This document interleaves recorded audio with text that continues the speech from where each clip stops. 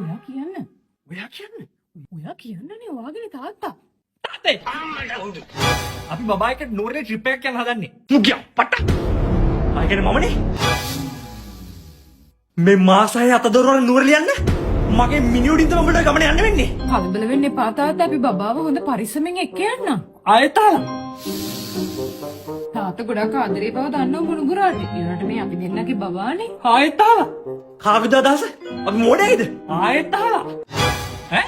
අනේ මන්ද උඹලා දෙන්න මේ කිරිසප්පයක් ගල කරන හදනවද කියලා හීතලේ. කලබල වෙන්න එපා තාත්තා. මුණුබුරාව පරිස්සමෙන් එක්ක යන්න. දවස් දෙකයිනේ. පොඩ්ඩකින් බබාගේ ජැකට් එක ගත්තද? කොයිස් කැප් එක? මේකේ තියෙනවා තාත්තේ. බබාගේ පැම්පස් අමතකුණානේ? ෂුවර් එකටම බබාගේ කිරි බෝතලේ අමතක වෙලා ඇති. බබාගේ නැප්කින්? කොයම බබාව දාලා තල්ලු කරගෙන ඉන්න ස්ට්‍රෝල් එක අමතකුණානේ? නෑ ඒක කා එකේ.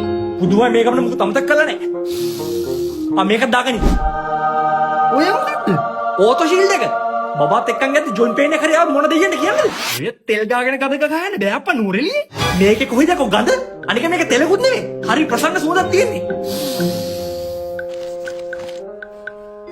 තව මොනවද උන්ට අමතක වෙන්න පුළුවන් දේවල්? මොකොත් අමතකුනේ නෑ තාත්තේ. අපි යනවා.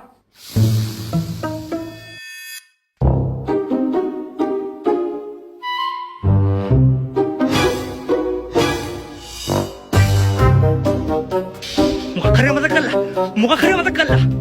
ඒකම මොකක්ද මතුනේ? බබාව. ඈ?